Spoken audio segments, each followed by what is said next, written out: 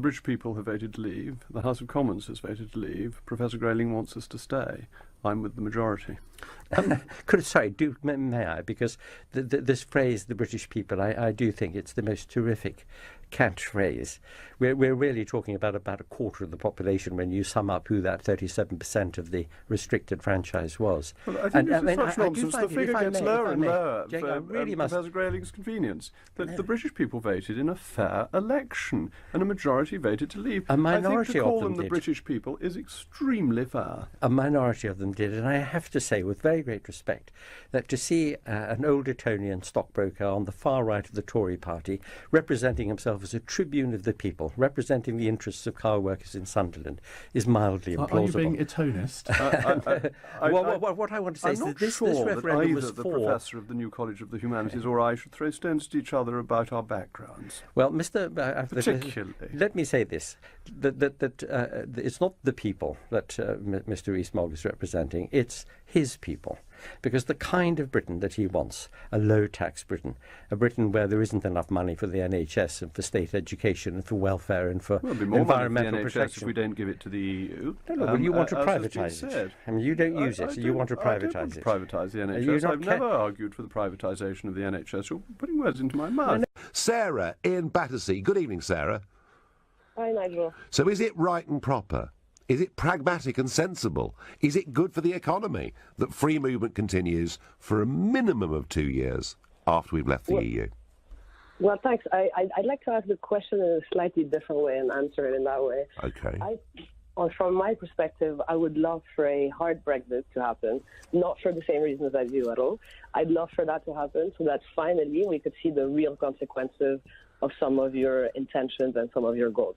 And what is a hard Brexit, Sarah? What does that mean?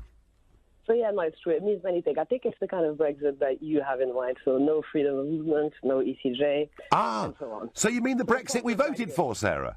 Yes, in a way. Exactly. Thank you. So why do you call it hard Brexit? Why not call it democratic Brexit? Let's call it that way, fine. I don't want to be into semantics, but the reason why I want that to happen is so that we see what the consequences of all these actions would be. So you wouldn't be in the opposition how you've been all of your life, but you'd actually be in a position of power, and you'd see what happens when you take such decisions. I mean, the world is fully globalized and integrated today. Forget even the freedom of movement. Everything is in a global supply chain. You get out of the EU tomorrow without a deal, everything comes to a stop, and for the UK only. Well, hang on, Sarah. You're arguing that we're living in a globally interconnected world, and I'm arguing that perhaps the biggest benefit, trade-wise, of Brexit is that we're now free to re-engage fully with the 85% of the world economy that isn't part of the EU. Yeah, sure. I've heard that many times before from you and from others. I'll take one example. I work in, and I invest in Africa day in, day out. I work for a company that's invested billions in Africa. I can tell you now, so I know what I'm talking about. I can tell you the UK does not want to do trade deals with Africa for many, many reasons. One of them is, do you really think UK customers are going to want to buy Nigerian tomatoes? I mean, Nigeria imports all of its food already. What are they going to export food-wise? What exactly do you expect to trade with Africa? Well, Africa could sell us all sorts of agricultural products and cut flowers and all sorts of things, and it does sell some of those things into our market already, Sarah. But as you know, as an Africa expert, the EU does everything it can to make it really difficult for Africa to sell any of its produce into Europe. Africa imports the vast majority of its agricultural produce. They only make very smallholder farming. That's the huge issue in Africa. So what is it that you want to trade with Africa? Well, is it people? I tell you what, fish would be a very good example, Sarah, of an industry that Africa could and should be benefiting from in terms not just of catching but of processing and exporting. But as you well know, a lot of African fish is now caught by the European fleet. I'll give you another example. You mentioned trade deals with the rest of the world. How about India? Did you know that the Prime Minister of India did a tour of Europe? He came to Spain, he went to France, he went to Germany. Yep. This was 2 months ago, and it didn't even come by the UK. So if the UK was so important, so relevant, wouldn't he have passed by the UK while he was in Europe? Well, perhaps the UK aren't very good at making people welcome. After all, President Trump has been all over Europe and still hasn't come to the United Kingdom, Sarah. That is not the reason why the Prime Minister of India didn't come to the UK. The reason why he did it is because He can deal with a market of 500 million people, or he can deal with a country of 60 million people. But if you want to do a trade deal with the EU, be prepared. Don't hold your breath, because it might take 7 or 10 years. And there are countries, Sarah, all over the world, little countries like South Korea, Singapore, Chile, who actually put the EU to shame when it comes to negotiating trade deals. Sarah, we're never going to agree. You're a big pessimist about what you call a hard Brexit, but we did actually compromise and agree that it was a democratic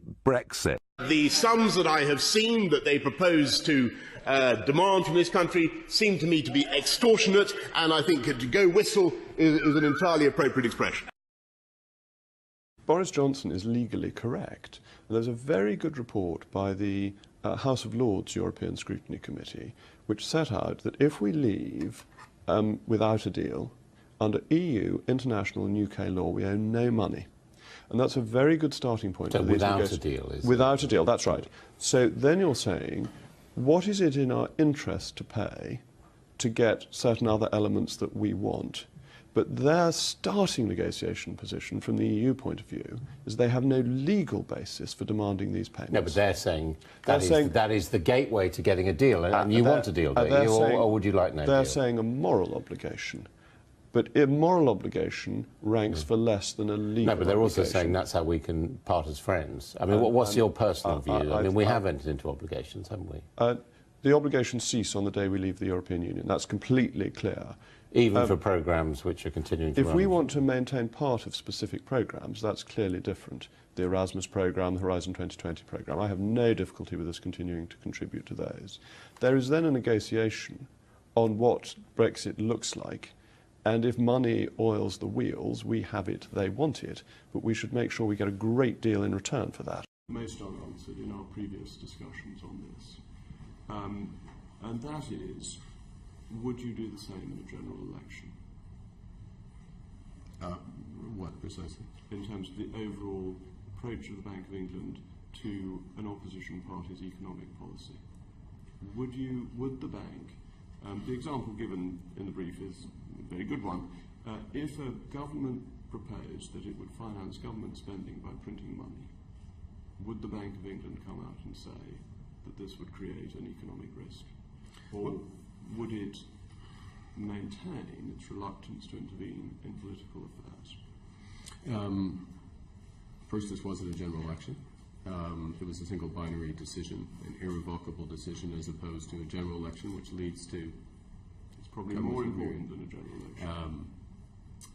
Secondly, we observed PERDA during the official PERDA period, with the sole exception, which we had flagged to this committee, is that the MPC minutes had to come out during that period. We had a responsibility to release those in those minutes, but those minutes were consistent with the minutes at the May meeting. There wasn't new information, if you will, or new perspective in those minutes, so we observed PERDA. And we also observed our statutory responsibilities to identify the most important risks to financial stability. In the statutory requirements, the bank is not required to say anything that would not be in the public interest. And we established at the very beginning of the conversation that it is in the public interest for the Bank of England not only to be independent, but to appear to be independent. The efforts, or the assessment of this committee, the Financial Policy Committee, that issues around the referendum were the biggest domestic risk to financial stability. That assessment did several things. Apart from just meeting our statutory obligations, which should be the alpha and omega of this discussion, but it also catalyzed action by the PRA from a supervisory perspective, those open foreign exchange positions. I won't go into detail on that. It catalyzed action by the Bank of England in terms of liquidity facilities being put in place. It catalyzed actions by private financial institutions to manage risk in the run-up to the referendum. It also catalyzed action between the Bank of England and foreign central banks to put in place a series of other contingency measures which have not proved to be necessary to be used. All of those initiatives, that analysis, spring from objective, analytically based analysis, helped ensure that this system could adjust as smoothly and effectively as possible to put this country in a position to take maximum advantage of the decision of the people of the United Kingdom. So we make no apologies for having done our job and helped others to do theirs. Did the Bank of England consider whether it was in the public interest to risk its reputation for impartiality?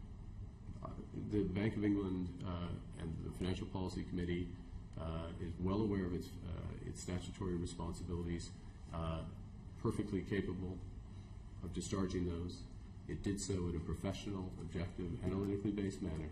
Did it consider and this risk? Mr. Rees Mogg, I think the question, to be honest, this is my final question. I think did the it question. consider this risk?